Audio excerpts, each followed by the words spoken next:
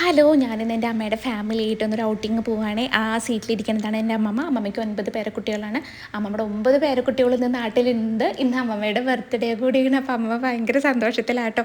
ഞങ്ങൾ ഒരുപാട് നാളുകൾക്ക് ശേഷമാണ് അമ്മയുടെ ഫാമിലി, ഞങ്ങളുടെ കസിൻസ് എല്ലാവരെയായിട്ടും ഇങ്ങനെ ഒരാൾ പോലും മിസ്സാവാതെ കുറയാതെ ഇങ്ങനെ മീറ്റ് ചെയ്യണമെന്നും ഞങ്ങളിങ്ങനെ ഒരു സ്പോട്ട് ഫിക്സ് ചെയ്തിട്ട് ഞങ്ങൾ ആദ്യം വണ്ടർല പോകാമെന്നാണ് വിചാരിച്ചത്. പക്ഷേ ഇപ്പോൾ മലമ്പുഴയാണ് പോണത്. മലമ്പുഴ ഫാൻറ്റസി പാർക്കാണ് പോണത്. കാരണം വണ്ടർല പോകുമ്പോൾ ആ ഒരു റൈഡിൽ എല്ലാവർക്കും ഒരുപോലെ കയറിക്കോണം പറ്റണം എന്നില്ലല്ലോ. അപ്പോൾ ഞങ്ങൾ മലമ്പുഴയാണ് ചൂസ് ചെയ്തത്.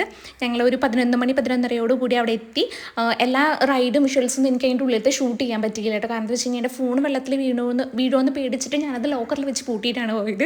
അപ്പോൾ ഞങ്ങൾക്ക് തോന്നുന്നു ഒരു 6 മണി 6:30 വരെ ഞങ്ങളെല്ലാ റൈഡും പരമാവധി കയറിയത് തന്നെ റിപ്പീറ്റ് ചെയ്ത് കയറിയിട്ടും അങ്ങനെ അടിപൊളിയായിട്ട് നല്ലൊരു എക്സ്പീരിയൻസ് ആയിരുന്നു. അത് ഫാമിലിയായിട്ട് എൻ്റർടൈൻ ചെയ്യാൻ പറ്റിയ നല്ലൊരു സ്പോട്ടാണ് മലമ്പുഴ ഫാൻറ്റസി പാർക്ക് എന്ന് പറയുന്നത്.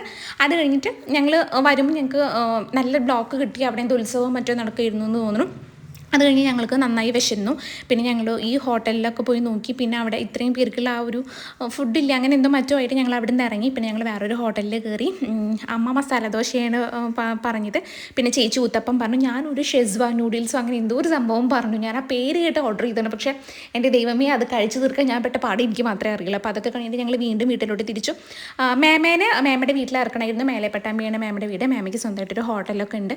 അങ്ങനെ പാപ്പ വന്നിട്ടുണ്ടായിരുന്നില്ല. അപ്പോൾ ചേച്ചി ദുബായിന്ന് വന്നിട്ട് പാപ്പനെയൊന്നും കണ്ടിട്ടുണ്ടായിരുന്നില്ല. അപ്പോൾ പാപ്പനെയൊക്കെ ഒന്ന് കാണാൻ വേണ്ടി ഞങ്ങൾ അവിടെ ഇറങ്ങി.